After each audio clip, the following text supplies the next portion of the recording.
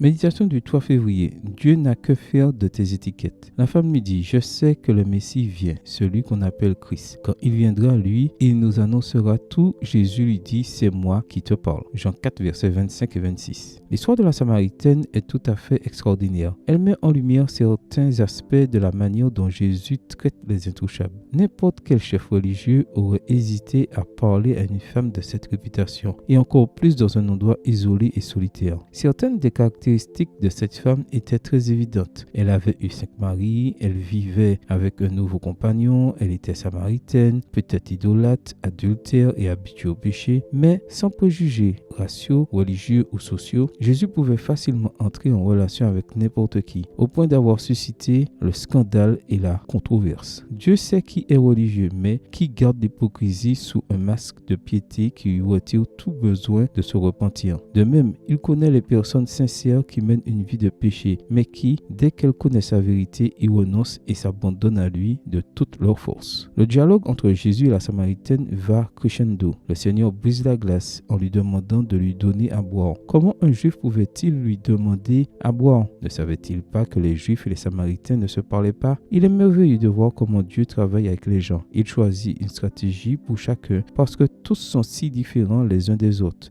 Il ne peut impressionner tous les cœurs de la même manière. Il a procédé avec la Samaritaine en l'emmenant petit à petit, d'intérêt en intérêt, jusqu'à ce qu'elle lui dise, Seigneur, il me semble que tu es un prophète. Jean 4, verset 19. Il lui a répondu, c'est moi qui te parle. Verset 26. Une seule conversation a suffi à changer la vie de cette femme. Pourquoi? Elle n'a pas eu besoin ni d'une série d'études bibliques, ni de signes miraculeux. Son cœur s'est ouvert aux paroles de Jésus. Elle a cru en lui et lui a donné sa vie. Comment te sens-tu? Te considères-tu comme intouchable? Ta réputation est-elle mauvaise? Souviens-toi que Jésus n'a pas de préjugés et qu'il ne se soucie pas de savoir ce que les gens disent de toi. Il ne regarde pas non plus aux étiquettes qu'on t'a accolées. Adultère, ivrogne, menteur, hypocrite, drogué, prostitué, méchant, meurtrier, voleur ou autre. Le Dieu de la Samaritaine, il est aussi le tien. Le Dieu des intouchables, et tout est par sa grâce. Amen. Bonne journée à vous et que le Seigneur vous bénisse.